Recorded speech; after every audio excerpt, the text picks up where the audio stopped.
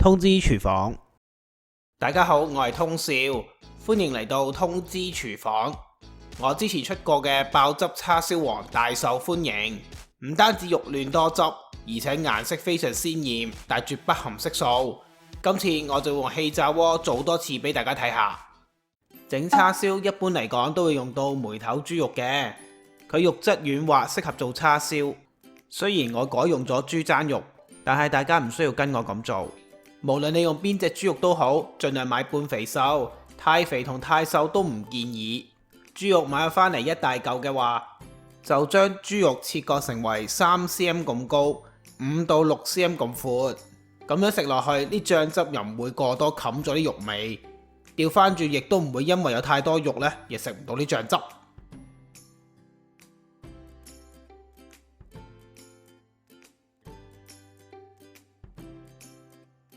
然後就將豬肉放喺膠袋或者密實袋入邊，再將指定份量嘅調味料加埋落去。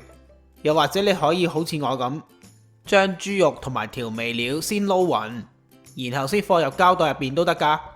想夠叉燒快啲入味嘅話，就用一支叉喺整條豬肉上邊平均吉一啲窿仔，咁樣醃佢30分鐘就已經夠晒味㗎啦。如果你諗住係醃過夜聽日先焗嘅話，咁就千祈唔好打窿啊，否則你個叉燒就可能會過鹹。放好入膠袋之後，就將膠袋或者密實袋內嘅空氣盡量壓翻佢出嚟，然之後先將佢封實。如果你用叉去打窿嘅話，就醃佢30分鐘，冇嘅話就醃佢至少6個小時。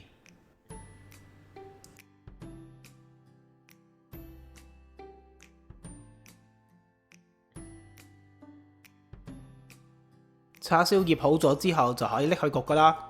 當然氣炸鍋都要首先預熱5分鐘，然後將叉燒放入去已經鋪咗牛油紙嘅焗盤入邊。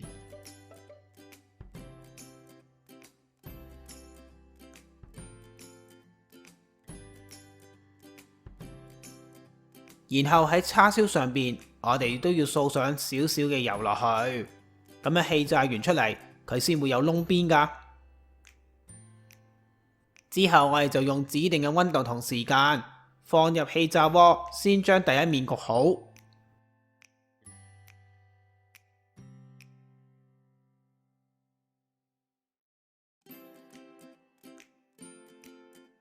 當第一面焗好咗之後，我哋就將個叉燒反轉，喺叉燒嘅另外一面，我哋需要搽啲蜜糖上去。不過搽蜜糖之前，不妨攞個掃，將佢表面嘅汁液咧盡量掃走先，因為太濕嘅話，蜜糖係黐唔實落呢叉燒上面噶，佢會跟住叉燒表面嘅肉汁流走。將啲肉汁用掃走之後，我哋就喺叉燒上邊加上指定份量嘅蜜糖上去，然後再用一個掃將佢掃勻成條叉燒，再用指定嘅時間同溫度將第二面都焗好佢。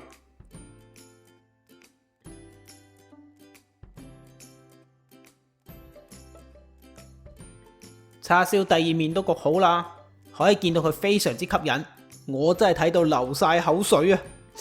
如果你想切開嘅叉燒爆晒汁嘅話，就要確保叉燒出爐嘅時候，肉入邊中心嘅位置有攝氏71度左右，想個叉燒望落去更加有光澤，最簡單嘅方法就係搽多少少蜜糖上去。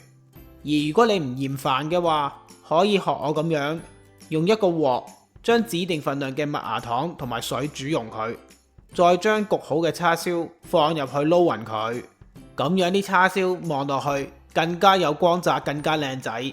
即使攤凍咗都好，佢嘅光澤一樣唔會消失㗎。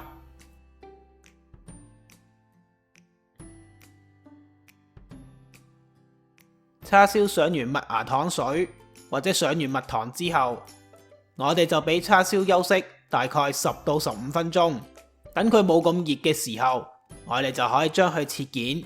如果叉燒仲係好熱，你走去切佢嘅話，佢入邊嘅肉汁就會流走晒，咁樣個叉燒就唔夠好食㗎啦。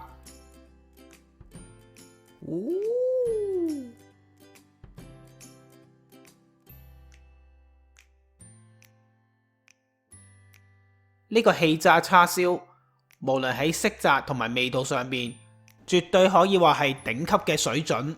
佢新鮮熱辣，而且勁多肉汁，真係好食到你停唔到口噶。用佢嚟做呢個黯然銷魂飯，簡直係一絕啊！就算你出街買，都好難買到啲咁靚咁好食嘅叉燒。大家記得真係要試下。而家等我哋睇下呢個食譜嘅一啲重點同埋小貼士。而呢個食譜所需要嘅材料份量，都可以去我文字食譜嗰度重溫一次。喺呢條短片嘅info嗰度就會有呢一個食譜嘅連結提供俾你。喺食譜入邊就有更多食材嘅資料。如果大家中意我嘅短片，希望你會俾個 like 同埋 share 俾你身邊嘅朋友。仲要訂閱我嘅頻道支持下我，訂閱完之後記得要撳埋隔籬個鐘仔，咁樣你先會收到我最新嘅通知㗎。我哋下次再見啦，拜拜。